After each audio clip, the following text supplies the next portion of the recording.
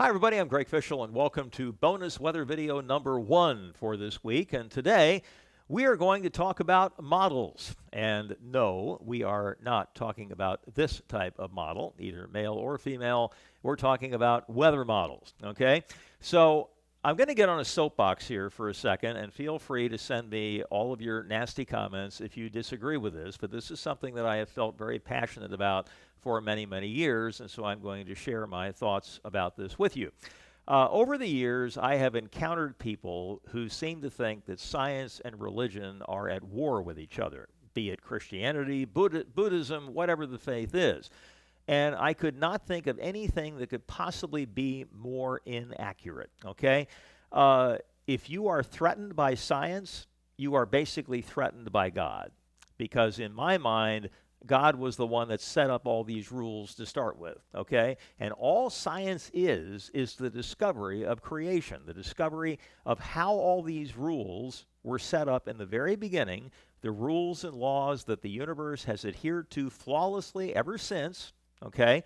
And so all science is the discovery of that. And so in my mind, the two are in perfect concert.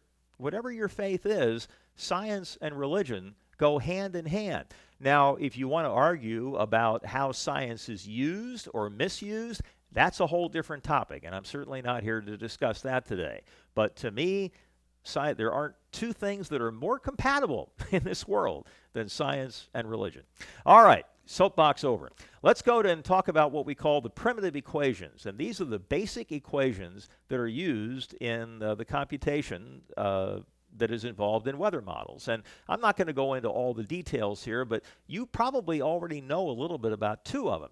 This one up in here is called the hydrostatic equation, and we did a bonus weather video a little bit ago about the fact that there was a balance of forces between the force of gravity going down and a pressure gradient force going up. Because there's less air up there, there's lower pressure, and so the pressure gradient force acts from high to low pressure, and it goes up, gravity goes down, the two balance each other, and that's why the atmosphere doesn't escape to space or collapse into the ground, which is sort of a good thing for all of us inhabiting the Earth. Now, there's another equation you probably remember from your science days called the equation of state. And this means that the pressure is equal to the product of the density, okay, of the air times the gas constant times the temperature, okay? And we actually used these two equations here to produce another equation where we talked about the fact that the distance between two pressure surfaces is proportional to the temperature of the layer between them, okay? So there's all sorts of things you can do with that, but basically this is the foundation of numerical weather prediction. Now, there are many things you have to do in order to solve these equations, and these are called nonlinear differential equations, and basically it is impossible to solve them the way we solve regular equations, okay? So you have to actually go into what we call approximation techniques, and they're highly accurate, but they're not perfect. They're almost perfect approximations, but not quite. And we'll talk more about that in just a second. So you can split the wind up into a couple of components. So supposing we have, this is the actual wind, and maybe it's coming from the southwest or the west-southwest. You can split that wind up into two components. We call the U component of the wind blowing from west to east, and the V component of the wind blowing from south to north. And so this makes it easier to make the calculations you need to make in terms of how the air is being moved from one location to another, the east-west component and the north-south component. Okay, then what you have to do is set up a grid. And it's not just a horizontal grid, it's also a vertical grid as well, because there are various levels of the atmosphere as you go up. And so each of these equations has to be solved at every single one of these grid points. And the higher the resolution, the more grid boxes you have, and the more computing power you need to be able to do all those calculations at all those different grid points in a reasonable amount of time.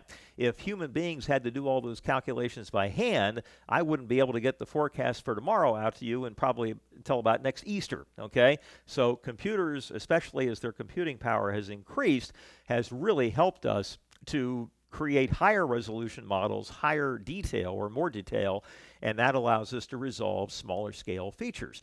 And at all of these different grid points, both horizontally and vertically, you are trying to mimic different processes. For instance, snow. When there's snow cover, it reflects more of the incoming solar radiation than a dark surface does. That has to be accounted for. Momentum, okay? The movement of the air, both horizontally and vertically. Heat. There is a heat transfer that occurs from the ocean to the air, okay? We call that a sensible heat flux. And so over the Gulf Stream, even in the wintertime, as cold air passes over the Gulf Stream, there's a flux of heat from the ocean to the air above it. There is advection, or the movement of different air masses and different temperatures from one location to another.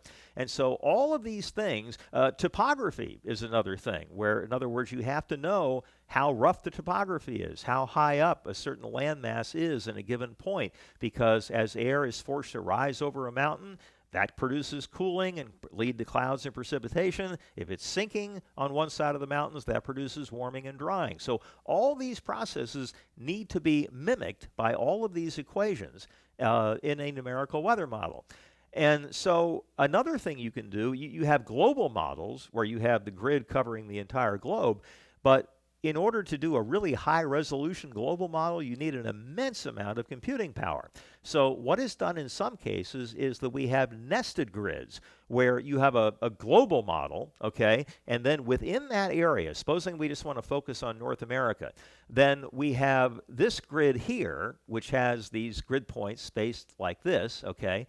Then inside of that, we have a grid with even higher resolution. In other words, the points are closer to each other. And within that, we have a third grid where the points are even closer to each other, which allows us to try to mimic or to try to resolve really, really high detail of the atmosphere, like, for instance, a cloud, which is not all that terribly big. Now, the problem is that there are some things that are so small scale that a given model may not be able to resolve it. Supposing we have a grid box which is 20 kilometers on a side. Well, if we're trying to resolve a cloud which only is perhaps 10 kilometers across, there's no way that you're going to be able to see that. It's almost analogous to having a low-resolution camera looking across a lake at 4 houses. If the resolution of that camera isn't good, it's going to see those 4 houses as one house, okay?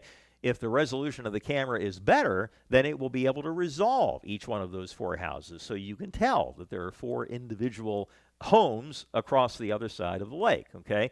So in this case, when the resolution isn't strong enough or isn't high enough to be able to resolve a small feature, then what you have to do is to try to parameterize it. And that means that you are estimating the effects of whatever this system is that you can't resolve, or whatever this feature is you can't resolve, within that grid box. For instance, maybe there's a thunderstorm, and you're saying, okay, I'm pretty confident that 30% of that box is going to be covered by thunderstorms, but I can't resolve them individually. And so what you then do is you estimate the effects of that thunderstorm in that box. For instance, if there is condensation going on, that's releasing heat. If there are raindrops falling into dry air and they're evaporating, that's producing cooling. All of these things need to be accounted for, but sometimes they're just so small scale that any numerical weather model can't resolve them. And so then you have to estimate the effects within that grid box. Okay, last thing, the importance of resolution. This is a basic sine wave, okay? And if you were trying to approximate that sine wave by using line segments that are a certain length, okay, here's the problem you run into. Supposing that we were looking at 3 points. I gave you 3 points, the value here, the value here, and the value here. You have no idea what's going on in between those points. It could be a straight line, it could be a sine wave, it could be anything in between those two, okay? So let's then take a line segment that is about half the length or a quarter of the length of the wave, okay? You can see that it's getting the idea better. It looks a little bit more like a sine wave, but it's still sort of squarish, okay? It's not really close to the sine wave exactly. So let's add a few more line segments. Let's shorten them up a little bit. Now it's starting to look a little bit more like a sine wave as we add more points that have shorter distances between them, okay? And then the last example here, when I really add a lot of points, you can barely tell the difference now between the series of line segments and the sine wave. It's not perfect, but the shorter those segments are and the closer the grid points are together, the more or the greater the resemblance between what you're trying to resolve or trying to model and what is actually occurring in the atmosphere. Now, we cannot observe the atmosphere perfectly. Okay, we don't have enough observation sites around the world to do that. So there is always inherent error in any analysis for a numerical model, and those errors are only going to get bigger as you go out in time. And so this is one thing that we always want to stress, is that you can look at a computer model forecast 7 days out, and the temptation is to look at it as if it's real data, as if it's reality. It's not. In fact, whatever you see in 7 days is what the atmosphere won't look like. Now, we try to get it as close as we can, but we pretty much know that that's not the way the atmosphere is actually going to be. It's the same thing with a hurricane forecast. If you look at the point in 5 days and you realize that the average error, and the National Hurricane Center makes this data public, it's almost 300 miles in 5 days. Wherever that point is on that line, that's where the hurricane won't be. Okay, you don't want to look at that line and say, oh, yeah, that thing's headed right for Tampa Bay. No, it's not.